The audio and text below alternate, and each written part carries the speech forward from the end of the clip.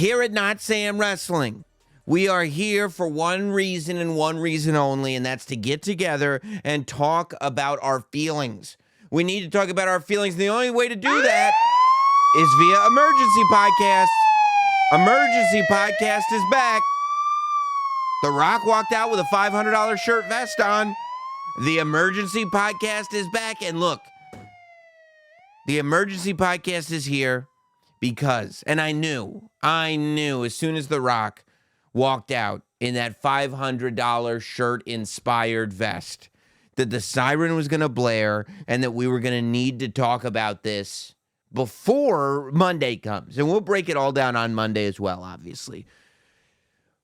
But this, to me, is not the return of Hollywood Rock. People keep saying that, and I don't love it. They go, Hollywood Rock is back. I knew Hollywood Rock would be back.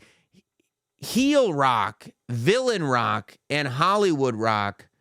Hollywood Rock was a villain, but every Villain Rock is not Hollywood Rock. This story, to me, is so simple. Why is The Rock wearing Versace again? Why is The Rock doing entire promos with those sunglasses on again? Why does The Rock have jewelry on again, as if to remind us how much more financially secure he is than the rest of us watching? Why? Because what happens when the words Rocky sucks blare through an arena? In 1996, when The Rock showed up, and all he wanted to do was to follow in the footsteps of his grandfather, the High Chief Peter Maivia, and his father, Rocky Johnson, and his uncles, Afa and Sika. What did he get met with? Rocky sucks. Rocky sucks. And what happened? The Rock was formed. And when The Rock was first formed, this wasn't the fun-loving, freewheeling guy that made fun of Billy Gunn and went to WrestleMania with Stone Cold Steve Austin at WrestleMania 17 and 19, 15 maybe. This was a Rock who was formed due to a malice that he had for the audience, for the WWE Universe, for the people that booed him. If there's one thing that has been consistent about The Rock, as long as this character has existed, it's that he does not like to be booed. And when you boo The Rock, the $500 shirt comes back, the sunglasses comes back, and that disdain for the audience comes back. I love that we're just twisting the word. We're saying the same thing, but just twisting the meaning. Sit back and enjoy the ride can mean, relax, bud. This is going to be fun for all of us. Or you shut up and keep your criticisms to yourself, depending on how you say it. When The Rock first showed up, sit back and enjoy the ride. Okay, Rock, we trust you. As of 2 weeks ago, sit back and enjoy the ride. What, we're not supposed to tell you if we don't like something? And boom. That's the transition of the character. Message is sent loud and clear, I think even more clearly than anything The Rock specifically said in that ring with Roman Reigns and Jey Uso and Solo Sikoa and the wise man Paul Heyman, was the way he was dressed. He let the world know. You woke him back up. It's like saying Beetlejuice's name 3 times. It's guaranteed to happen every single time. And it's happened again. And, there are people and they go like, wow, now he's not going to get booed. This is too good.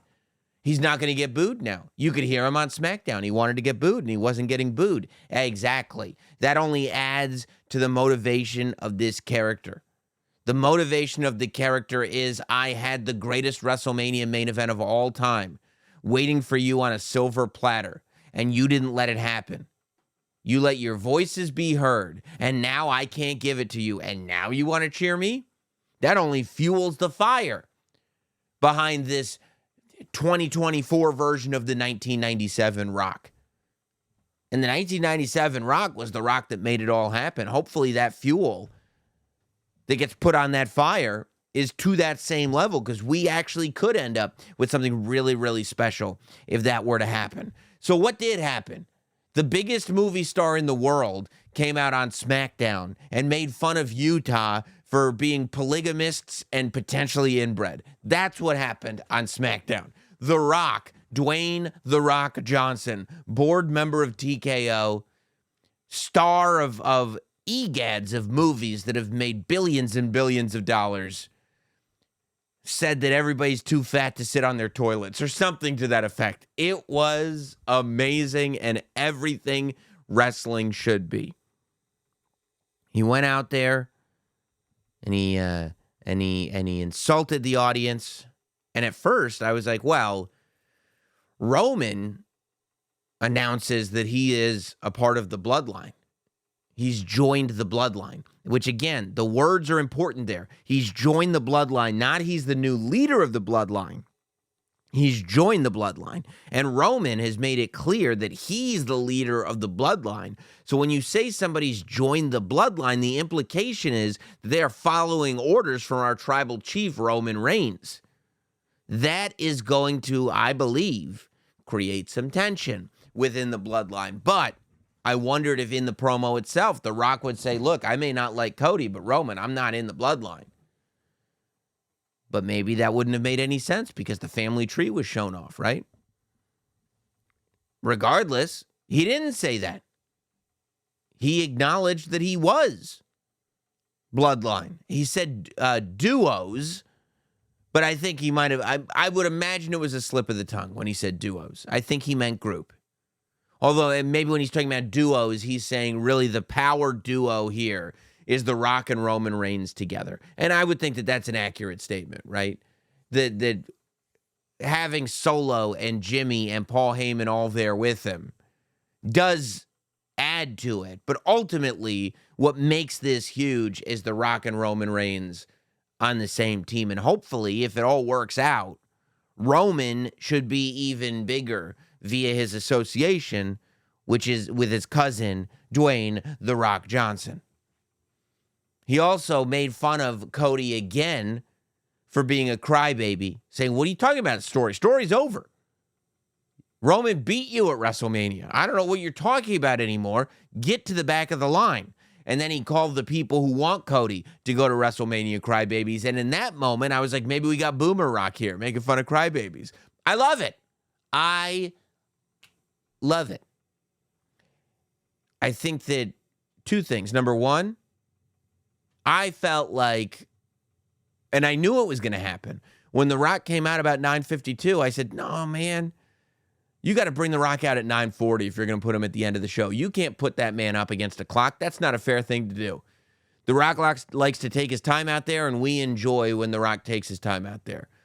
You know when The Rock was awesome? When he was in there with Jinder Mahal, and he could just go on as long as he wanted. We'll be there all night. That's okay. And by the way, the Bloodline has had multiple segments that have gone on without one wrestling move performed, just promo segments that have gone 30-plus minutes multiple times, and usually it's a home run. I mean, I think when you're out there doing a promo that lasts way longer than a typical promo does, you know if it's not working. You're going to cut bait. If you're not cutting bait, it's probably because it's working. The question is this working? I think that in order for it to work as well as it can work, there has to be a faith that we know where we're going.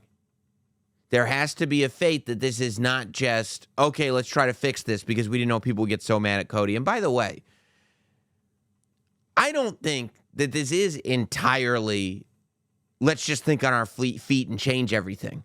Because people were mad about the Cody thing for like 4 days. And you mean to tell me they've done all this because people were mad for 4 days? That strikes me as difficult to believe. Also, every time The Rock goes into a building, just because Twitter doesn't like him doesn't mean the people in the building aren't going to like him. So I think that there's more to it than just that. I'm hoping that what we're seeing is a long game. I'm hoping that what we're seeing is The Rock cook. I said let him cook, and now we got to smell what the Bloodline is cooking. The Rock put his finger up.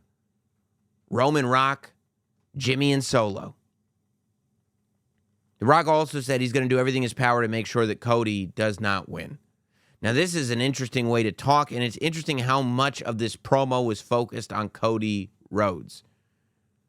This was not a meeting about showcasing the fact that the Bloodline is the most powerful force there is. This was not a promo that was fully centered on Rock announcing this partnership as the most powerful partnership that has ever been in WWE. This was a promo that a lot of it was about, I hate Cody Rhodes. I'm so mad at Cody Rhodes. I hate what you did. You ruined it. Cody, you ruined it. Felt like a lot of where the motivation was coming from. And that would make sense because that was also the spirit of the fans that booed The Rock. He also did that thing, which he did at the press conference, which I kind of adore, when he talked about the family tree, and he was like, I'm going to show you something that I think you'll think is pretty cool. When he did the bit on Smackdown about the indoor attendance record for all the, whatever, inbred hillbillies or whatever he called them.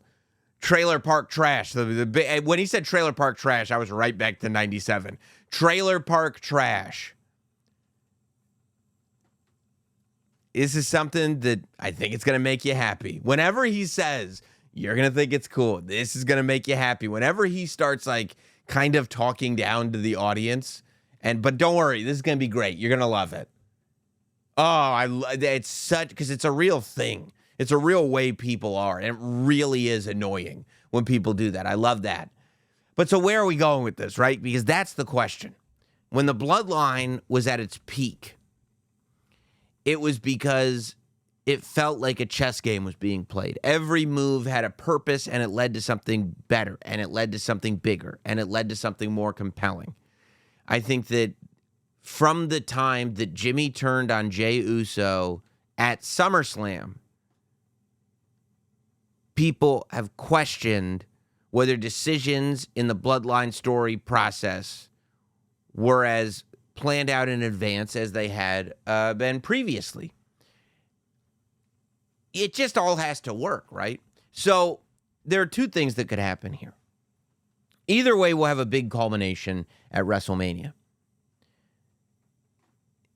And this works technically whether Roman Reigns wins or loses against Cody Rhodes. Look, there is one version of this where The Rock realizes it's not realistic for him to stay a villain long term. And by WrestleMania, he's a babyface again. And that's very possible, especially if The Rock is going away after WrestleMania. Maybe he has one more appearance on the Smackdown after WrestleMania and goes off into the sunset. It's possible. But as a board member now, and as hot as WWE is right now, I believe that The Rock is not just here for the lead up to WrestleMania. I believe that we'll see more of The Rock. I think what could be very interesting is if this Rock as a villain has legs. And if you really want to take the Bloodline to the next level, either Roman Reigns loses the title and The Rock is mad at him for it, or The Rock helps Roman keep the title, and although Roman is the champion, The Rock has a disdain for him. The Rock knows that the only reason Roman holds the title is because The Rock is making it so, which in turn makes Roman a paper champion and The Rock being the real one who is the tribal chief. That's more what I want to see, because in my mind, the money here could potentially be a year-long story that takes us to WrestleMania 41. We could get because we've got to get The Rock and Cody Rhodes at some point. You know, we could get The Rock and Cody maybe at SummerSlam, maybe even before then. Who knows? But I think this all has to culminate with The Rock and Roman Reigns. And I don't think that you show up the night after WrestleMania and announce a year in advance. That doesn't work. Just tell a year-long story. When Hulk Hogan and Randy Savage had that year-long story from WrestleMania 4 to WrestleMania 5, you didn't announce at WrestleMania 4, okay, we're starting a year-long story now. It just turned into that.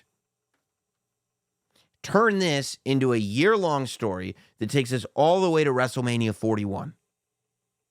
And what I think you could do, because to me, one of the best things that's ever happened in the Bloodline is the story of Jey Uso. The story of Jey Uso was so well told that for a period of time, there were people who insisted that ultimately the Bloodline was really all about Jey Uso, and it was Jey Uso's story, the way it started with Jey Uso, the way Jey Uso had to get beaten in, the way Jey Uso was treated by Roman Reigns, the way he was manipulated by Roman Reigns, the way he was mentally tortured by Roman Reigns, the way he was gaslit, the way everything that Roman did to him until he could finally break free and become the superstar that he is now. And the fact that main event Jey Uso is so popular on Monday Night Raw, I think, is an outcome of how well that story was told. Well,